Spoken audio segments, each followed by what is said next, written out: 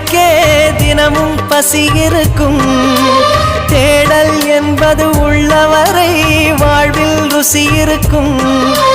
பாடல் போல தேடல் கூட ஒரு சுகமே. இசை பாடி வரும் இளம் காற்றுக்கு உருவமில்லை. காற்றலை இல்லை என்றால் ஒரு பாட்டொலி கேட்பதில்லை.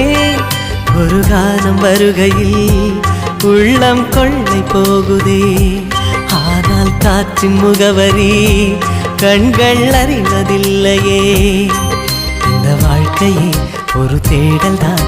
அதை தேடி தேடி தேடும் மனது தொலைகிறதே. இசை பாடி வரும் இளம் காற்றுக்கு உருவமில்லை. காற்றலை இல்லை என்றால் ஒரு பாட்டொலி கேட்பதில்லை.